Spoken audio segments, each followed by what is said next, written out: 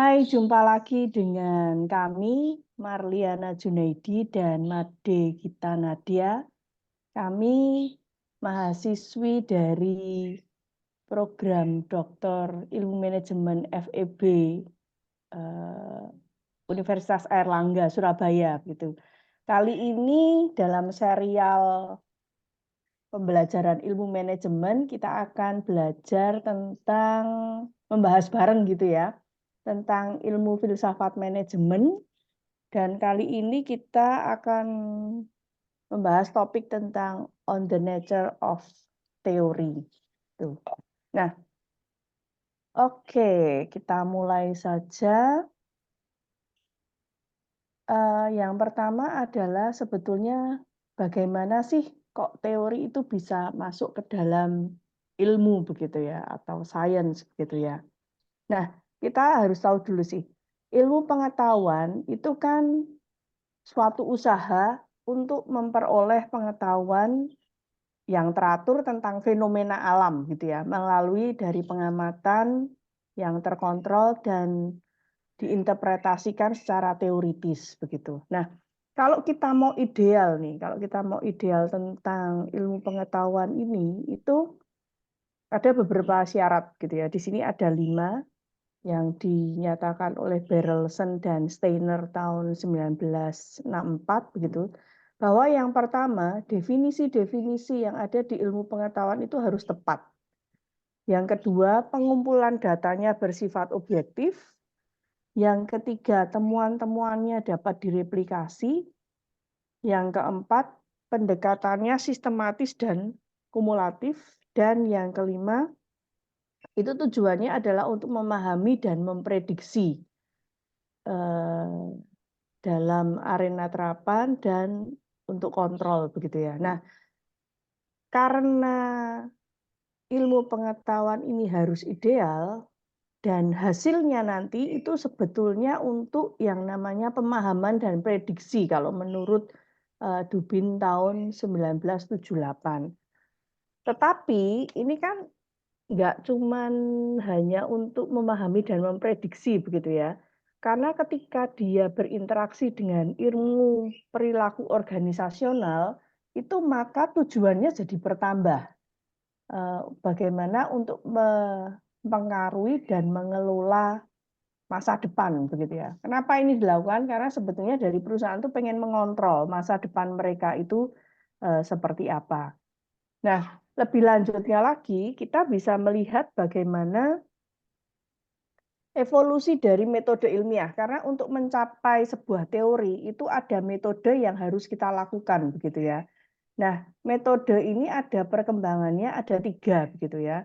Jadi pertama kali muncul itu masih pada tingkatan yang rendah, begitu ya. Abstraksinya itu masih pada tingkatan yang rendah, di mana semua fenomena yang ada di alam ini dijadikan simbol begitu. Dijadikan simbol, simbolnya itu bisa matematis tapi bisa juga dalam linguistik seperti itu. Nah, terus ini berevaluasi bertambah menjadi lebih baik lagi meskipun masih di tataran yang rendah begitu ya.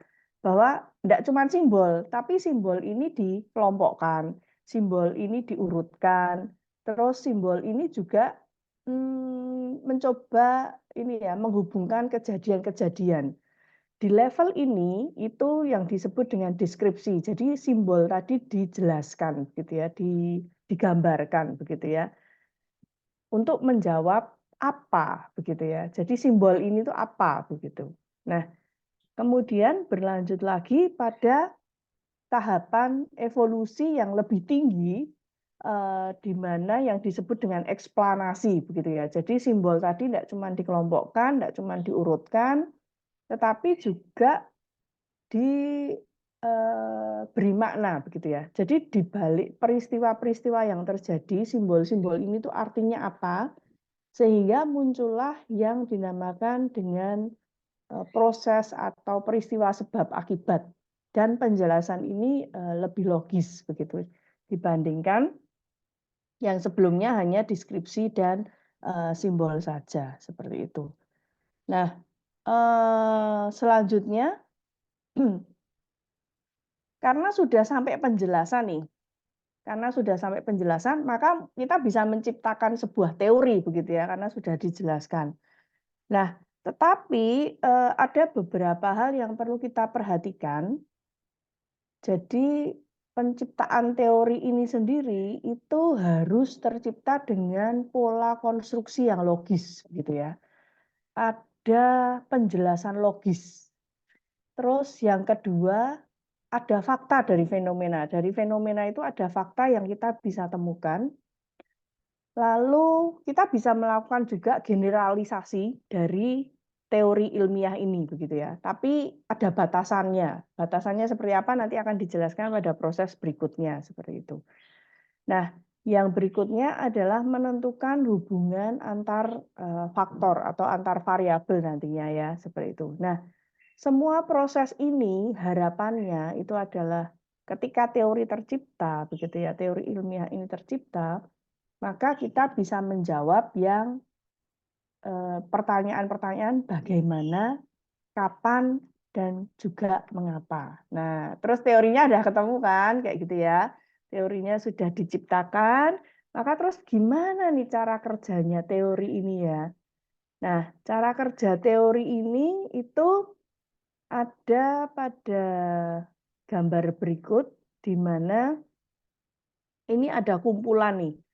Ada kumpulan proposisi, ada kumpulan konstrak-konstrak yang saling berhubungan, lalu bagaimana konstrak ini diterjemahkan ke dalam variabel-variabel yang berhubungan juga, muncullah hipotesis begitu ya. Nah, hipotesis ini nanti yang akan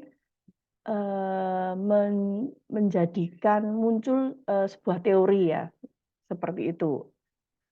Atau dinaungi oleh sebuah teori seperti itu. Nah, tetapi nggak bisa gimana ya, nggak bisa teori ini terbatas begitu ya, terbatas pada permasalahan nilai, tempat, waktu, begitu ya, budaya kayak gitu. Nah, mungkin gini, mungkin teman-teman yang belum tahu, jadi kalau proposisi itu sebetulnya adalah pernyataan hubungan antar konstrak gitu ya. Sedangkan kalau hipotesis itu pernyataan hubungan antar variabel.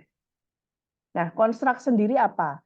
Konstrak itu adalah istilah-istilah yang tidak dapat diobservasi, baik langsung maupun tidak langsung, dapat diterapkan atau didefinisikan berdasarkan variabel yang teramati. Jadi konstrak itu tidak dapat diobservasi, tapi kita bisa menerjemahkannya ke dalam variabel.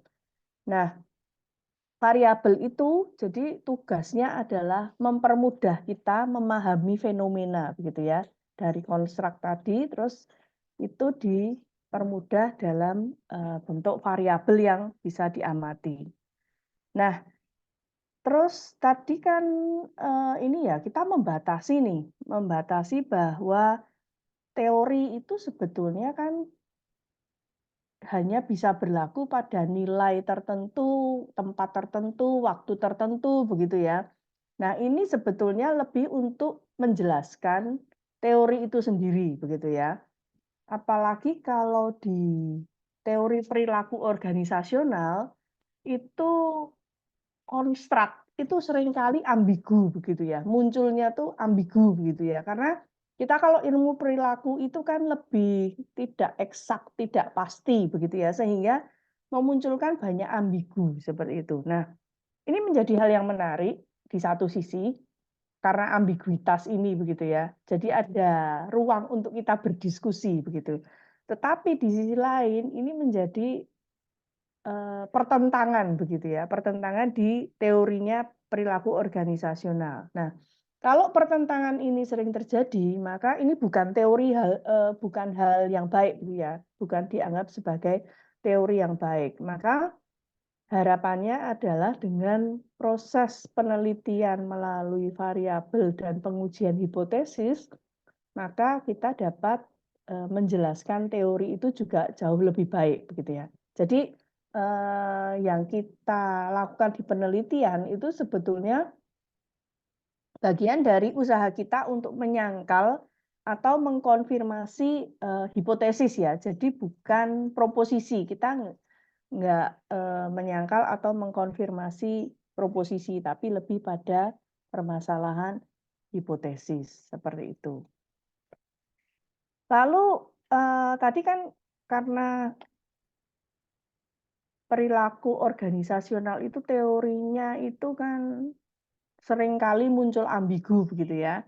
Maka muncullah asumsi-asumsi dari ilmu dan juga bagaimana teori itu juga harus dites begitu ya. Nah, asumsinya ada 4. Yang pertama itu adalah pengelompokan alamiah tertentu dari fenomena yang ada. Ini tujuannya adalah untuk mengklasifikasikan yang terjadi dan generalisasi dalam suatu kategori yang bermakna begitu ya. Jadi kita harus melakukan pengelompokan dari fenomena tertentu ini tadi yang pertama. Lalu yang kedua, ilmu pengetahuan itu mengasumsikan beberapa tingkat keteguhan atau stabilitas begitu ya untuk keabadian dunia, gitu katanya begitu. Tetapi artinya bahwa untuk kestabilan ini kan tergantung tadi ya, tergantung waktunya juga begitu. Karena bisa berubah juga kestabilan ini tentang teori-teori ini. Bisa ada pergeseran teori juga seperti itu. Nah, lalu yang ketiga itu bahwa ilmu pengetahuan itu mengasumsikan bahwa kejadian-kejadian ditentukan dan penyebabnya ada begitu ya. Jadi ada yang menyebabkan. Nggak bisa sebuah peristiwa itu muncul dengan sendirinya begitu ya. Tapi pasti ada penyebab sebelumnya apa seperti itu. Itu yang menjadi asumsi ketiga. Dan asumsi yang keempat itu adalah yang kita lakukan pada saat kita mencari ilmu pengetahuan itu adalah dengan pengamatan dan pengalaman begitu ya. Maka karena ini dengan pengamatan dan pengalaman, maka perlu mengasumsikan tingkat kepercayaan tertentu terhadap proses manusia dalam memahami, mengingat, dan bernalar. Nah, ini seperti apa? Nanti ada tambahan aturan lagi nih di belakang ini begitu ya. Jadi karena asumsi-asumsi ini, maka muncullah aturan ketika kita melakukan penyelidikan ilmiah. Nah, yang pertama itu adalah jika hasil penelitian ini ingin direplikasi dan digeneralisasi, maka penelitian ini harus valid begitu ya. Penelitian ini harus valid, konsep-konsepnya harus didefinisikan dengan jelas, termasuk prosedur yang digunakan untuk mengukurnya begitu ya. Itu harus jelas begitu supaya tidak terjadi penyimpangan-penyimpangan. Nah, berikutnya yang kedua, aturan yang kedua adalah pengamatan ilmiah itu harus dikontrol agar sebab akibat dapat diatribusikan dengan benar. Yang ketiga termasuk tadi ya kontrol terhadap waktu, budaya, tempat seperti itu ya. Itu sangat berpengaruh karena nanti pada saat kita meneliti dengan sampel di Indonesia atau di dunia barat itu bisa jadi berbeda begitu ya. Termasuk juga tidak hanya pada permasalahan negara tapi juga pada objek ya. Pada saat kita meneliti di dunia pendidikan misalnya kepada dosen dan kepada dokter di dunia kesehatan itu konteksnya bisa juga berubah seperti itu. Lalu yang ketiga, ilmu pengetahuan itu berkaitan dengan generalisasi untuk konteks yang jauh melampaui eksperimen yang diberikan. Dan ini sangat penting bahwa penelitian menggunakan sampel yang memadai dalam ukuran dan kondisi pemilihannya seperti itu. Nah, jangan sampai kita itu salah begitu ya. Mencari sampel atau dapat sampelnya salah tapi karena sampel ini susah jadi kita pakai meskipun bukan ini ya, bukan apa, bukan yang harus kita pakai. Saya pernah mengalami, jadi saya ikut-ikut mahasiswa saya begitu mencari sampel itu dari Telegram ya, begitu ya. Sempat ada Telegram apa terus di-share Terus nanti, apalagi kalau kita kasih uang begitu ya, yang ngisi nanti akan dapat uang berapa begitu ya. Itu akan banyak sekali yang masuk begitu ya. Tapi ternyata, aduh, ternyata percuma juga ya. Kita harus menyaringnya itu juga agak susah begitu.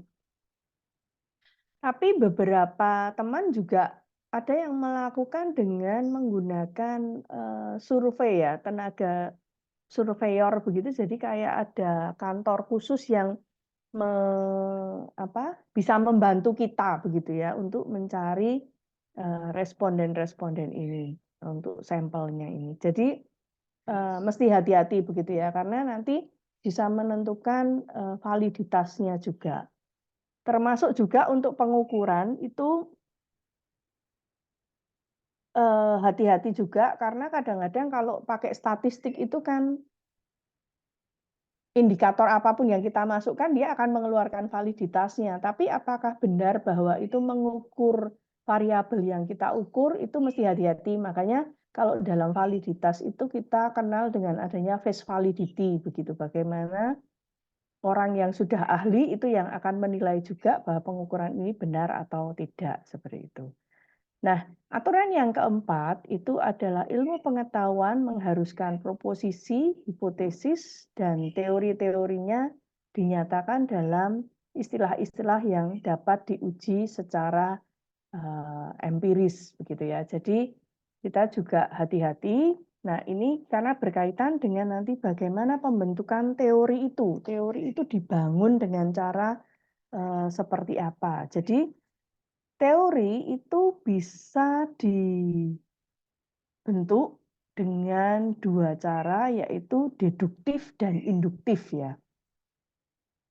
Nah, minta tolong slide berikutnya, Mbak Gita. Nah, untuk yang deduktif itu jadi ceritanya kita berangkat dari menetapkan seperangkat premis dulu begitu ya. Jadi ada premis, lalu premis itu kita lihat prosesnya bagaimana itu dengan konsekuensi logis dan baru dari situ kita itu menyimpulkan begitu ya. Jadi teorinya itu apa begitu ya. Tetapi di sisi lain itu kita bisa dengan induktif. Jadi sebaliknya, kita melihat data dulu gitu ya. Data dan yang dihasilkan oleh penelitian-penelitian terdahulu seperti itu. Lalu memilih salah satu atau lebih dari pola hasil yang spesifik ini untuk dijelaskan. Setelah itu apa yang dilakukan? Yaitu menyelesaikan, kita lihat nih, ada kekonsistensiankah, apakah ada anomali, hasil yang membingungkan, terus atau dari ada sudut pandang yang tidak sesuai dengan literatur dan data. Nah, itu yang kita proses dan kita nanti memunculkan teori atau temuan apa seperti itu ya. Nah, di dalam bacaan ini itu disebutkan bahwa kalau induktif ini bisa muncul ada jebakan begitu ya. Karena apa? Kita bingung mau menggunakan teori yang mana dari hasil temuan kita itu. Karena kok sepertinya dengan temuan ini itu bisa pakai teori ini dan teori ini ya, seperti itu. Itu yang kadang-kadang eh, jadi banyak teori juga yang bisa mendukung ini ya, hubungan antar variabel kita seperti itu ya. Nah, maka dari itu yang diusulkan sebetulnya adalah akan lebih baik kalau penelitian kita itu berangkat secara berlanjut begitu ya. Dari mulai deduktif dulu, baru ke induktif seperti itu ya. Jadi kontinum begitu ya, seperti itu. Tetapi sepertinya kita, kalau saya sendiri sih saya lebih banyak menggunakan induktif ya. Jadi variabelnya apa dulu nih, baru nanti cari teorinya seperti itu. Nah, di akhir dari pembahasan ini itu yang menurut saya juga penting begitu ya, karena kan tadi ya kita mencoba mencocokkan temuan kita dengan teori yang ada begitu ya. Nah, itu terlepas teorinya tuh apalah, pokoknya teorinya apa begitu ya, metode konstruksinya kayak apa, terus tingkat konfirmasi dari penelitiannya itu seperti apa hasilnya, kita harus memperlakukan, temuan kita itu sebagai teori yang sementara, begitu ya. Jadi kalau di penelitian itu, kita sering dengar tidak ada teori yang benar, adanya adalah teori yang kebetulan benar, begitu. Begitu ya Bu Gita kayaknya. Jadi memang nanti karena kaitannya dengan setting, dengan sampel, dengan waktu, dengan culture begitu ya, itu yang membuat, penelitian perilaku organisasional itu menjadi, kaya begitu. Oke, itu dari saya. Silahkan Mbak Gita. Terima kasih Bu Marli sudah mengawali hari ini dengan baik sekali. Saya lanjutkan. Kalau tadi Bu Marli sudah menjelaskan tentang teori itu apa, bagaimana prosesnya. Nah, bagian saya adalah menjelaskan tentang bagaimana kita mendefinisikan teori itu baik atau buruk. Nah, kalau mendefinisikan suatu teori, tentu bahwa teori itu awalnya dievaluasi dulu.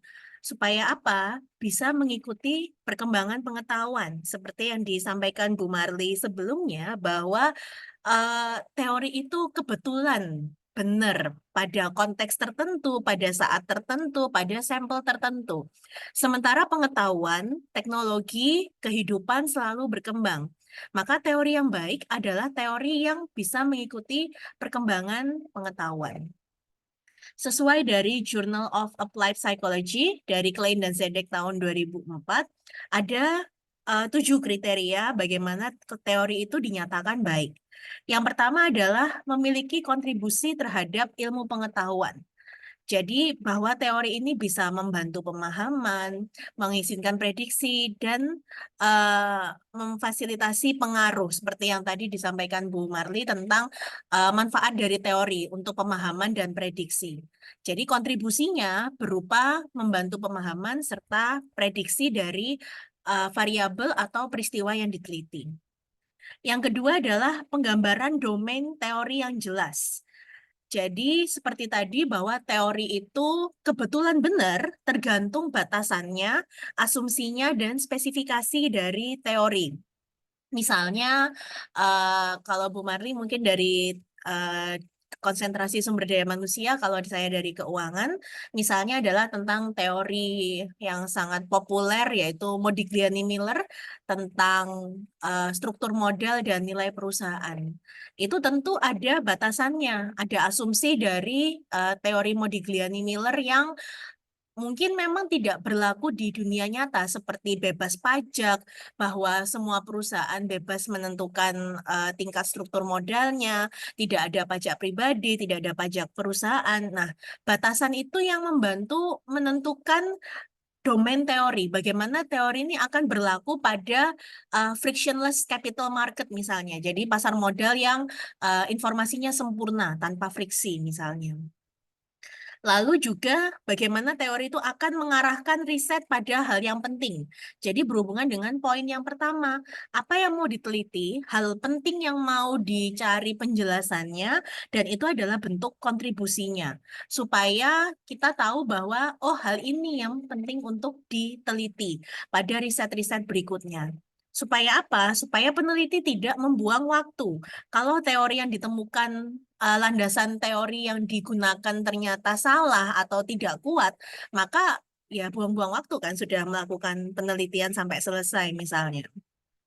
Kemudian yang keempat adalah menambahkan nilai pada riset.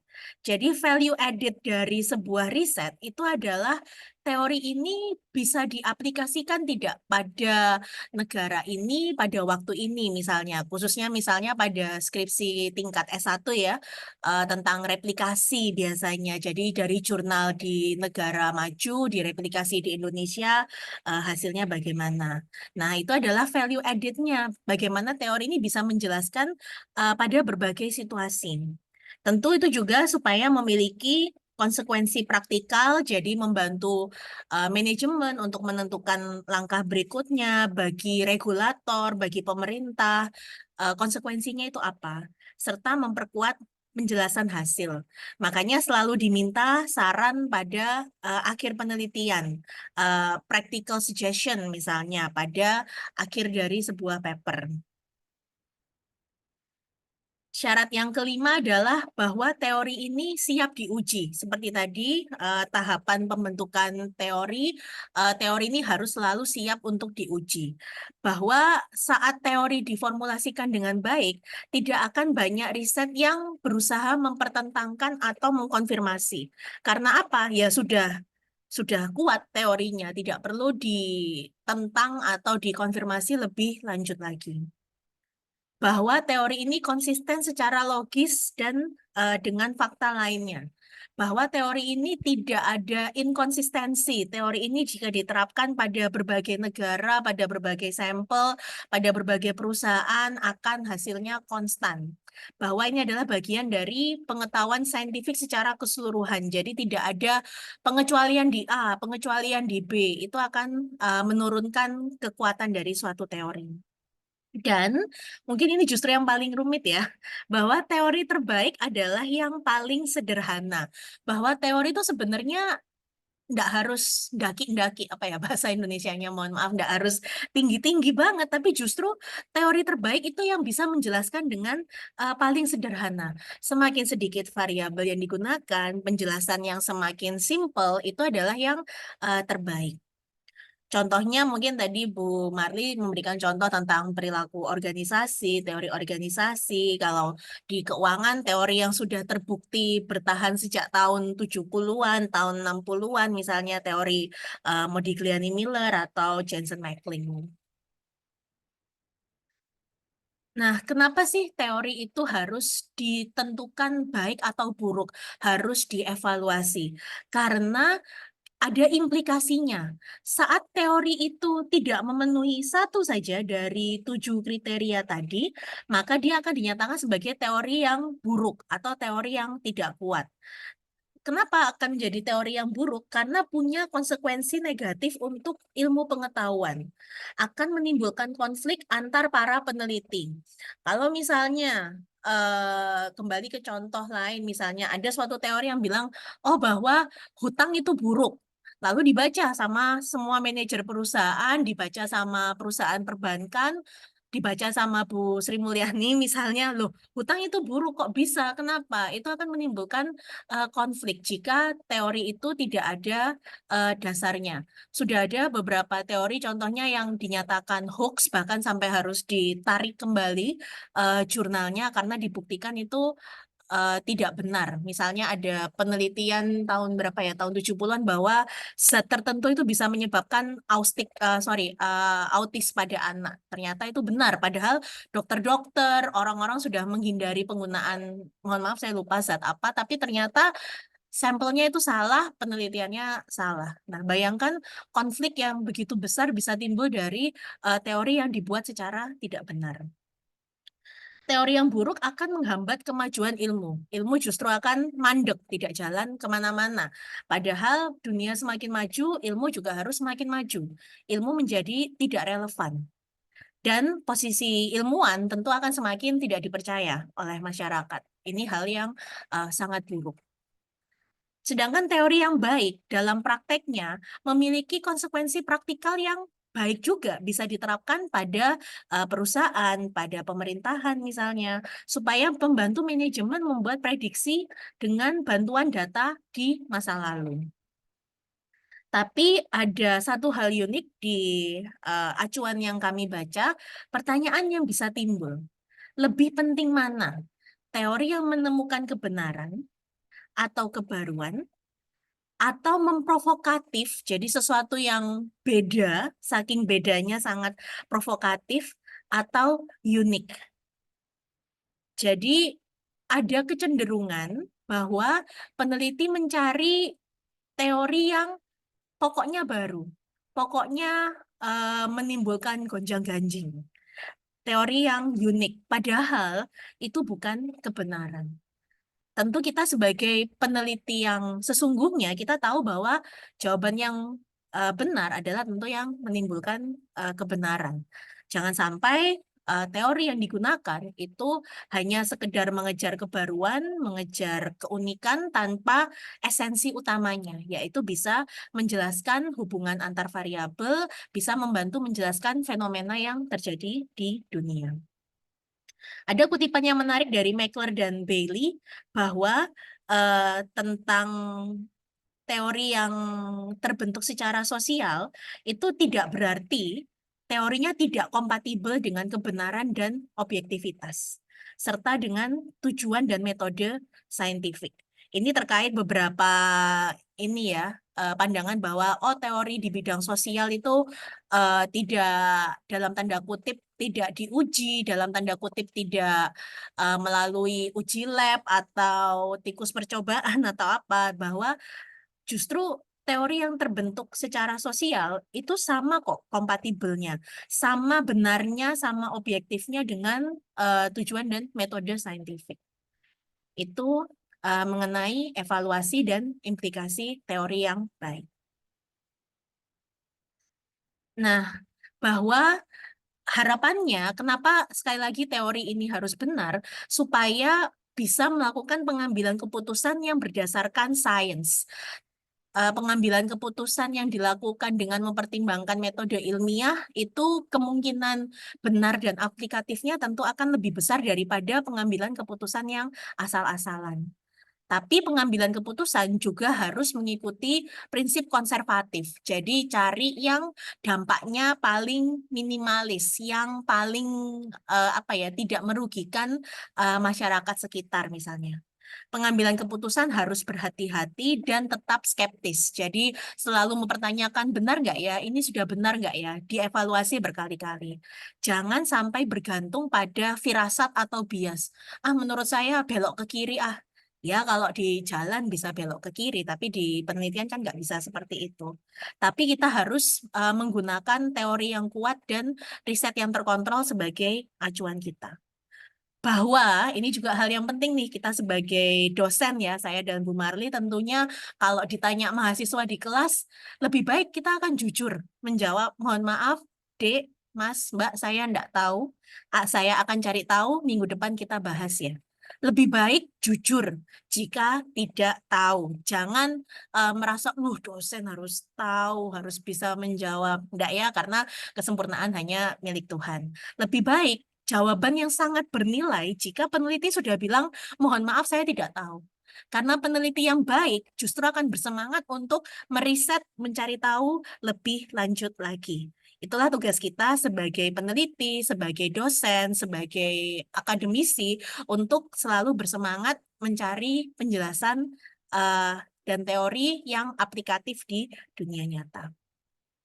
Kesimpulan yang bisa kami sampaikan dari video ini adalah bahwa bidang perilaku organisasional sudah memiliki beberapa teori sebagai sumbangan substansial terhadap pemahaman ilmu organisasional.